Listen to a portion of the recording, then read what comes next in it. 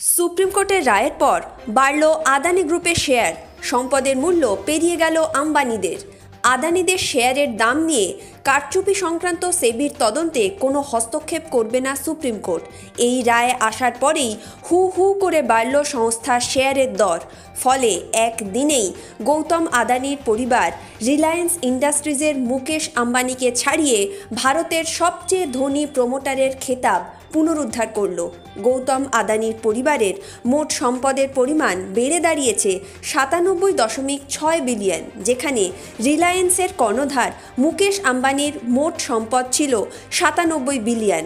বুধবার supreme court আদানিদের শেয়ারের দামের কারচুপির অভিযোগের তদন্ত সিবিআইয়ের কাছে হস্তান্তর করতে অস্বীকার করেছে। আদালত বলেছে যে সেবি এই সংক্রান্ত যা তদন্ত করছে তা যথোপযুক্ত ও ঠিক পথেই এগোচ্ছে। গত বছর হিন্ডেনবার্গ রিসার্চের রিপোর্টের ধাক্কায় আদানি গ্রুপ হারিয়েছিল 150 বিলিয়ন। এ বছরের শুরুতেই সেই ধাক্কা সামলে ওঠে আদানিরা। 13.3 বিলিয়ন সম্পদ লাভ হয় আদানি গ্রুপের। 2023-এ সর্বোচ্চ সম্পদ হারানোর পর এটাই হলো এখনো পর্যন্ত বিশ্বের সর্বোচ্চ সম্পদ লাভ। সুপ্রিম কোর্টের রায়ের পরই এটা সম্ভব হয়েছে।